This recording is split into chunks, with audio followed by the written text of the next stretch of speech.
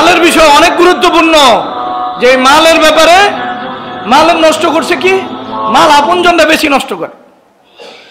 বাবা তার মেয়ের হককে নষ্ট করে। গ্রামের একবারে স্বাভাবিক, শহরেও স্বাভাবিক কিনা আমি জানি না ভাই, আপনারা কইতার মেয়ের হক নষ্ট করে বাবা, বিশ্বাস করেন না, বাবা নষ্ট করে নিজে। মেয়ের একটা লামসাম বুঝ দিয়ে আর সম্পত্তি সব ছেলেদেরকে দিয়া যায়, ছেলেদেরকে দিয়া যায়। বাবা হওয়ার তো যোগ্য না, সে শরীয়তে সে বাবা হওয়ার যোগ্য না, কখনোই সে যোগ্য না। কারণ মানুষ মনে করতেছে, দেখেন সন্তানাদির ব্যাপারে আমি প্রাধান্য দিতেছি না, সন্তানাদি কোন সন্তান পাললে আপনি জান্নাতে যাবেন এটা বোঝেন। হাদিস স্পষ্ট আছে, আয়েশা রাদিয়াল্লাহু তাআলা আমাদেরকে শুনাইতেছেন, রাসূলুল্লাহ সাল্লাল্লাহু আলাইহি ওয়াসাল্লাম বলতেছেন, যার 3 জন মেয়ে থাকলো, কজন? 3 জন। ওই মেয়েকে দিন শিখাইছে এবং দিনই শিষ্টাচারের উপরে বড় করছে, বড় করে দিনদারের কাছে দিছে এই মেয়েকে বিবাহ। রাসূলুল্লাহ সাল্লাল্লাহু আলাইহি ওয়াসাল্লাম ওই লোকটা জান্নাতি, ওই লোকটা কি জান্নাতি। এরপর বলতেছেন, আয়েশা রাদিয়াল্লাহু তাআলা আনহা বলতেছেন, হুজুর 2টা মেয়ে হইলে কয়টা? 2টি মেয়ে হইলে। রাসূলুল্লাহ 2টা হইলেও যদি এইভাবে সে পালে, দিন শিক্ষা দেয় এবং সে দিনদার পাত্রর কাছে দিয়ে দেয়, এর দূর পর্যন্ত সে ইখলাসের সাথে করে, তাহলে সেও জান্নাতি। হুজুর যারা একটা মেয়ে আছে, রাসূলুল্লাহ সাল্লাল্লাহু আলাইহি ওয়াসাল্লাম ইয়া মুওয়াফাকা, একটা চমৎকার শব্দ, ইয়া মুওয়াফাকা মানে তুমি এমন সুন্দর সুন্দর কথা কও যে আল্লাহ তোমাকে এমন সুন্দর কথার তৌফিক দেয়, তুমি উম্মতকে সেরা সেরা নেয়ামত আল্লাহর পক্ষ থেকে আইনা দাও। একজন হইলেও জান্নাতে যাবে, কজন হইলেও? একজন মেয়েকে এইভাবে পারলে জান্নাতি। আমি ছেলেকে নেককার বানাইলে অনেক বড় সওয়াব, ওটার কোনো ই নাই, কিন্তু রাসূলুল্লাহ সাল্লাল্লাহু আলাইহি ওয়াসাল্লাম জান্নাতি হওয়ার সুসংবাদ, ডাইরেক্ট সুসংবাদ দিয়েছেন মেয়েদের ব্যাপারে। কাদের ব্যাপারে? মেয়েদের ব্যাপারে সুসংবাদ দিয়েছেন। মেয়েকে দিন শিখায়া দিনদারের কাছে দিলে ওই পিতা জান্নাতি। রাসূলুল্লাহ সাল্লাল্লাহু আলাইহি ওয়াসাল্লাম নিজে দিতেছেন, আর রাসূলুল্লাহ সাল্লাল্লাহু আলাইহি ওয়াসাল্লাম নিজেও মেয়েদের মালিক। কয় মেয়ে? রাসূলুল্লাহ মেয়ে কজন? ছেলে বড় একজন হয় নাই রাসূলুল্লাহ সাল্লাল্লাহু আলাইহি ওয়াসাল্লাম এই মেয়েদেরকে। তা আমরা এই মেয়ের বাবা, যেই বাবা জান্নাতে যাওয়ার গ্যারান্টি পাইতো, ওই বাবা মেয়ের হক নষ্ট করে জাহান্নামে যাইতেছে, মেয়ের লামসাম দিতেছে, ভাইরা ঠকাইতেছে বোনরে। সম্পদ নিতে আইলে ওর লগে আর কোনো কথা নাই, জীবনের লেগে সব সম্পর্ক নষ্ট। কিরে তোর তো যাইয়া হাত পাও ধরা এই সামাজিক নিয়ম অনুযায়ী তুমি নিতে পারো না সম্পদ, আমরা দিতে চাই, দয়া করে বোন তোর পাও ধরি সম্পদটা লয়ে যা, এই কথা কওয়া দরকার ছিল? স্বামী স্ত্রীর হক নষ্ট করতেছে, মোহর দিতেছে না, মোহর দেওয়া লাগবে এই অনুভূতি দিল থেকে গেছে, আর হেডেন দেহায়া মোহরটা নির্ধারণ করছে, যেটা পারবো না ওটা নির্ধারণ করছে, 5 লাখ দিমু 10 লাখ দিমু। তো এটা এত নির্ধারণ করছিস কেন? তো কে কইছে এটা নির্ধারণ করতে? ওই মোহর না দিয়া তো বিবির কাছে যাওয়ারই জায়েজ নাই, যদি বিবি অনুমতি না দেয়। আর এই মরতেছে এখনো মোহর দেয় নাই, মরার সময় ওসিয়ত করে নাই যে আমার মোহরটা দিয়ে দিস তোর মায়ের। তো মোহর ওই আমরাও বুড়া মরে যেতেছেন, আরেকজন বুড়ো হয়ে গেছে, ওই টাকা দিয়ে কি করবো? এখন তো খাইতেও পারে না ঠিক মতো, পড়তেও পারে না। যখন শখ ছিল ওই সময় শখ পূরণ করতে পারে নাই, আর এখন আপনি বুড়ো অবস্থা দিচ্ছেন মোহর, ওটি আবার পোলারা মাইয়ারা ভাগ বসাইছে, না 3টা ভাগ বসাইছে। আশ্চর্য কথা, যেটা শরীয়তে দিছে। আপনি বিবির কাছে যাওয়ার আগে বললাম, আপনজনরা নিজেদের মালের ব্যাপারে ঠকাইতেছে, ভাই ভাইরে ঠকাইতেছে, আর স্বামী স্ত্রীরে ঠকাইতেছে, মেয়েদেরকে বাবা ঠকাইতেছে। এই হক না দেওয়ার কারণে এখন বিভিন্ন ফেতনা শুরু হয়েছে। যে ওই বোনরা কইতেছে মাফ করে দিছি, স্ত্রীকে আমি মাফ করে দিছি, আপনারা মাফ করে দিছি।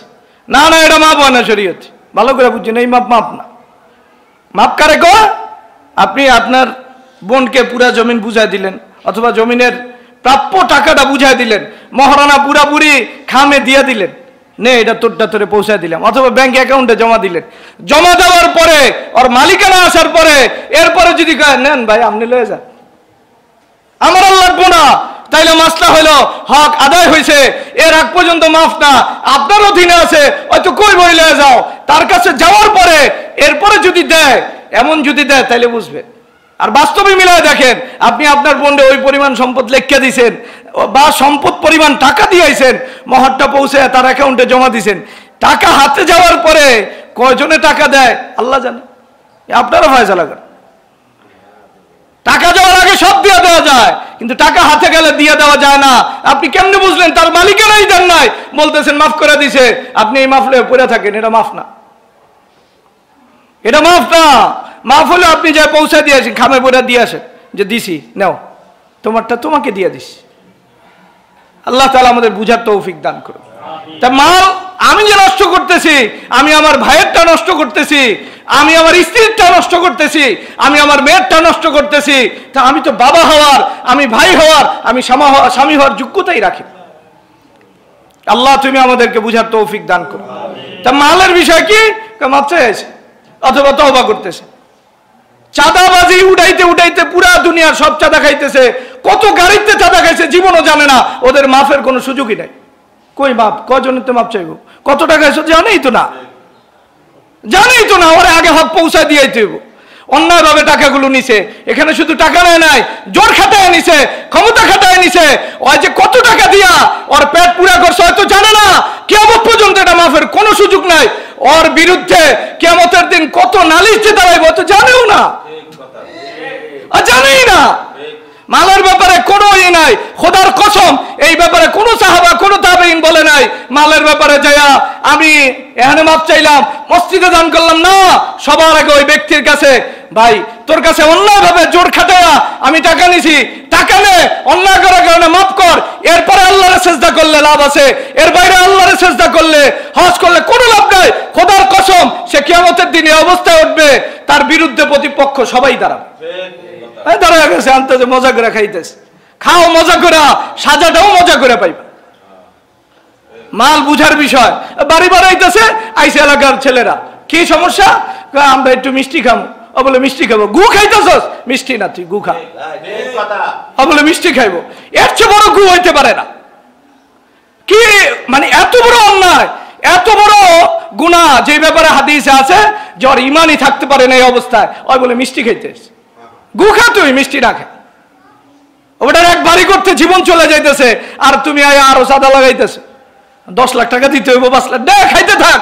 কিয়ামতের দিন এটি সব আগুন হবে, আগুন পেটে ভরে আগুন লয়ে উঠবি তো। এজন্য এটার কোনো তওবা নাই। প্রত্যেককে তার হক পৌঁছায় দিয়া তার কাছে মাপ চাই, আল্লাহর কাছে মাপ চাইলে মাপ আছে, নালে কোনো মাপ নাই। মাসলা ক্লিয়ার, মাসলার ব্যাপারে কোনো অস্পষ্টতা নাই।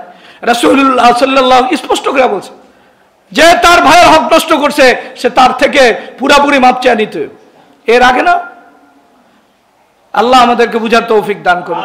নচেত হজ, উমরা, নামাজ কোনো কাজে আসবে না। আল্লাহ আমাদের মানুষের জান, মাল, ইজ্জতের পুরাপুরি হেফাজত করার তৌফিক দান করুন। এই ব্যাপারে পুরাপুরি তওবা করার তৌফিক দান করুন। আল্লাহ তুমি আমাদেরকে মাফ করো। ভাই আমি কাউরে আঘাত দিয়ে কথা বলি না, এটা কোনো আঘাতের মাসলা না, এটা বাস্তব বিষয়। আপনি মুসলমান দাবি করা কিভাবে আরেকজনের হক নষ্ট করেন? কিভাবে নষ্ট করেন? আপনি জানতেছেন কিয়ামতের দিন আপনি আগে পেট ভরে আগুন নিয়ে আসবেন, জানেন? কোরআনের আয়াত, ইন্নামা ইয়াকুলুনা ফি বুতুনিহিম নারা, যে আরেকজনের মাল অন্যায় ভাবে খায়, ইন্নামা ইয়াকুলুনা ফি বুতুনিহিম নারা, সে খাইলো আসলে আগুন খেল। স্পষ্ট কোরআনের শব্দ, খাইতেছে, কোনো পেরেশানি না। রাস্তায় রাস্তায়, বাড়িতে বাড়িতে, গলিতে গলিতে চলতেছে। আল্লাহ তাআলা আমাদেরকে মাফ করুক। এটার তওবা কোনো হজ না, কোনো উমরা না, কোনো কিছু না। এটার তওবা যার কাছে যত টাকা খাইছেন দিয়ে আসেন, এরপরে জোরপূর্বক খাওয়ার কারণে মাপ চান, এরপরে যদি মাপ হয় আল্লাহর কাছে মাপ চান। আল্লাহ আমাদের বুঝার, আমল করার তৌফিক দান।